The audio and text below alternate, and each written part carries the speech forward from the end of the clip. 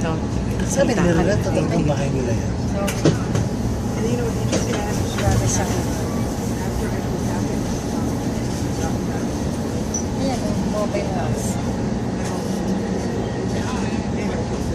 hindi ko nakunanan yung ano, bundok. Sabihin, mas malayo next station. Kasi 3:10 tayo mag-a-arrive eh. No, they were inside. They made sure that I heard.